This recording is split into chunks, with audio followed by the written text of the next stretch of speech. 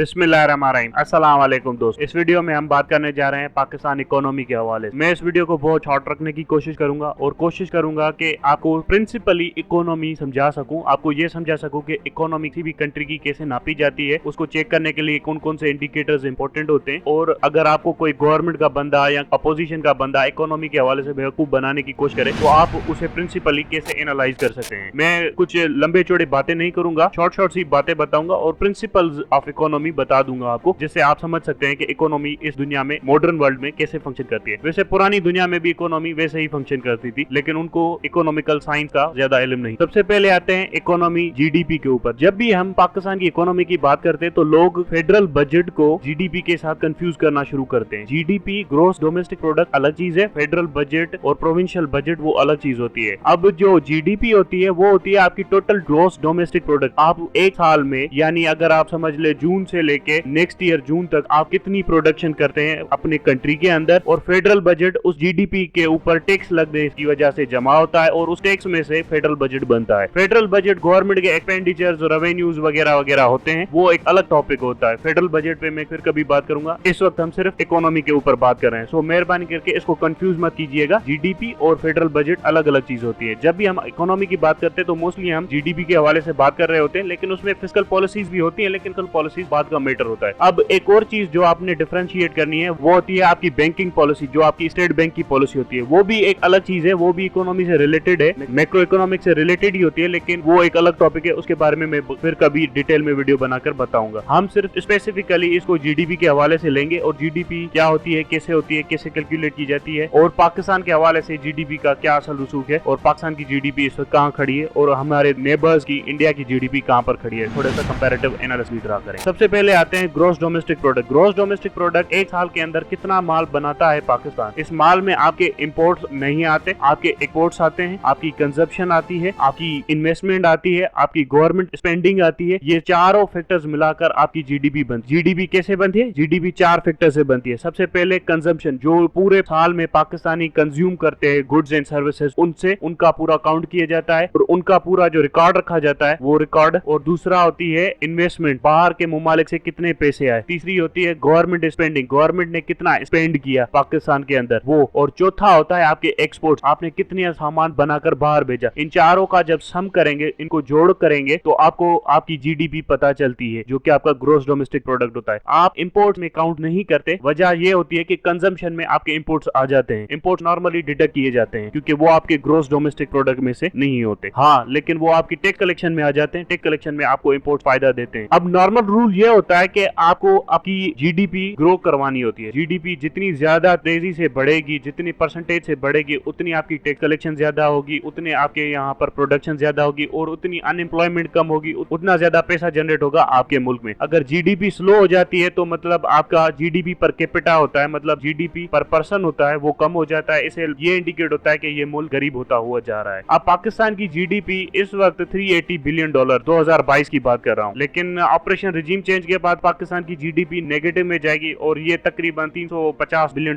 के करीब भी मुश्किल ही खड़ी रहेगी। यानी एक साल के अंदर पाकिस्तान को $30 बिलियन का नुकसान होगा। लेकिन ये गवर्नमेंट आपको नहीं बताएगी। ये गवर्नमेंट ये बताएगी कि हमारे टैक्स कलेक्शन देख लो, हमारे मैनेजमेंट देखो, हमारी फिस्कल मैनेजमेंट देख लो, हमारी वो अंदाजे देख लो, ये देख लो। हकीकत ये है कि आपको एक 11वीं सेंचुरी का फिलोसोफर था इब्ने खल्दून, ट्रेवलर भी था, फिलोसोफर भी था, सोशियोलॉजिस्ट भी था। उसने एक किताब लिखी थी अल मुकदमा। वो तमाम तर सिविलाइजेशन या कंट्रीज या एम्पायर उसकी ट्रेवल करने के बाद उसने एक किताब लिखी थी। उसमें उसने बताया था, बड़ा प्रिंसिपल बताया था जो इकोनॉमी में आज भी माना जाता है प्रिंसिपल, इकोनॉमिक प्रिंसिपल। उसने ये बताया था जब भी कोई रियासत नहीं होती है, मतलब यंग रियासत होती है, तो वहां पर टैक्स रेट्स होते हैं ना कम होते हैं, और जो टैक्स रेवेन्यू होते हैं यानी कलेक्शन होती है टैक्स की बहुत ज्यादा होती है। मतलब एक यंग रियासत में रेवेन्यूज बहुत अच्छे होते हैं और टैक्स रेट कम होते हैं। लेकिन एक रियासत जब बूढ़ी होती है, मर रही होती है, तो वहां पर टैक्स रेट हाई हो जाते हैं, रेवेन्यूज कम हो जाते हैं। इब्ने खल्दून का यही प्रिंसिपल था, ठीक है, और आज भी इकोनॉमी में इसे माना जाता है। हकीकत ये है कि पाकिस्तान भी इसी प्रिंसिपल के ऊपर चल रहा है। पाकिस्तान में टैक्स रेट इतने हाई हो चुके हैं कि आपके रेवेन्यूज डाउन हो जाएंगे। बहुत जल्द आप सबको पता चलेगा कि जीडीपी ग्रोथ श्रिंक हो रही होगी, आप टैक्स कलेक्शन में श्रिंक हो रहे होंगे, आपके रेवेन्यूज डाउन होते जा रहे होंगे, और फिर आपको पता चलेगा कि अरे ये क्या हो गया। इस वक्त ये गवर्नमेंट सबसे ज्यादा जोर लगा रही है कि करंट अकाउंट डेफिसिट को कंट्रोल किया जा सके। करंट अकाउंट डेफिसिट कंट्रोल होने के बाद होगा कि आपकी जीडीपी स्लो हो रही है। करंट अकाउंट डेफिसिट डेफिसिट को कंट्रोल करने के लिए इन्होंने इंपोर्ट के ऊपर, इन्होंने हर चीज के ऊपर पाबंदी लगा दी हुई है, इंक्लूडिंग इन्होंने टैक्स रेट इतने हाई कर दिए हैं कि आपकी डोमेस्टिक प्रोडक्शन ही नहीं उठ पा रही है। आपके जो इंटरेस्ट रेट है स्टेट बैंक के वो भी इतने बड़े कर दिए हैं कि आपके अंदर डोमेस्टिक इन्वेस्टमेंट भी नहीं हो रही है। इस वजह से यह होगा कि आपकी जीडीपी प्रोडक्शन होगी लो। जीडीपी प्रोडक्शन लो होने की वजह से जीडीपी टैक्स रेशो हो जाएगा कम और उससे होगी आपकी टैक्स कलेक्शन कम। टैक्स कलेक्शन कम होने के बाद फिर से आपको लोन लेना पड़ेगा आपको अपना फेडरल बजट बनाने के लिए। यहाँ अगर आप लोन नहीं ले सकते फेडरल बजट बनाने के लिए, फिर आप क्या करेंगे? कट। फिर कट किस में लगेंगे? मिलिट्री स्पेंडिंग में तो कट नहीं लगेगा, फिर कट लगेगा सिविलियन बजट के ऊपर कट लगेगा, फिर जो आपके इंफ्रास्ट्रक्चर के प्रोजेक्ट्स हैं इनके ऊपर कट लगेगा, एजुकेशन, हेल्थ सर्विसेज, इन सब चीजों के ऊपर कट लगेगा। इस कट से क्या होगा कि गवर्नमेंट स्पेंडिंग कम होगी। गवर्नमेंट स्पेंडिंग कम करने से होगा क्या? फिर से आपकी जीडीपी डाउन होगी। तो ये एक रिवर्स साइकिल चल जाएगा। अब इस सारे साइकिल को बैलेंस कैसे किया जा सकता है? तो जो गवर्नमेंट इस वक्त अवॉइड कर रही है और इस गवर्नमेंट के जहन में नहीं बात पड़ रही, वो ये है कि आपको एफडीआई चाहिए, फॉरेन डायरेक्ट इन्वेस्टमेंट। पाकिस्तान को अगर तरक्की दिलानी है तो पाकिस्तान को $100 बिलियन की क्रिटिकल इन्वेस्टमेंट चाहिए। की सेक्टर में आपके एनर्जी के सेक्टर में इन्वेस्टमेंट चाहिए, आपके टेक्सटाइल के सेक्टर में इन्वेस्टमेंट चाहिए, आपके आईटी के सेक्टर में इन्वेस्टमेंट चाहिए, आपके ऑटोमोबाइल के सेक्टर में इन्वेस्टमेंट चाहिए। मगर मसला यह है कि इन्वेस्टर का कॉन्फिडेंस कैसे बिल्ड होगा? कौन सा पागल मुल्क होगा, कौन से पागल लोग होंगे जो $100 बिलियन इस मुमालिक के अंदर इन्वेस्ट करेंगे जहां पर इतनी पॉलिटिकल अनस्टेबिलिटी हो? जाहिर सी बात है कौन सा पागल होगा कि वो यहाँ पर आकर इन्वेस्टमेंट करेगा। सो अगर पाकिस्तान की इकोनॉमी को स्टेबल करना है फिर वो इमरान खान करे, शहबाज शरीफ करे, कोई भी करे, हकीकत यह है कि पाकिस्तान को $100 बिलियन की फॉरेन डायरेक्ट इन्वेस्टमेंट चाहिए। Mark my word, foreign direct investment चाहिए, लोन नहीं चाहिए। एफडीआई लोन से इसलिए बेहतर होते हैं कि एफडीआई में आपको इन्वेस्टर को अश्योर करना पड़ता है। लोन्स में यह होता है कि गवर्नमेंट कहती है कि हम पे करेंगे अगर आपका इन्वेस्टमेंट नाकाम हुआ, लेकिन एफडीआई में ये नहीं होता और एफडीआई डॉलर्स में होती है और आपके ऊपर लोन भी नहीं होता, तो इससे आपकी इकोनॉमी बूस्ट करना शुरू कर देती है। अब फॉर एग्जांपल आपने देखा होगा कि इसहाक डार बार बार कह रहा है हमारे दौर में 6% की जीडीपी थी। हकीकत यह है कि वो जो टाइम था 6% की जीडीपी का, तो उस वक्त इन्होंने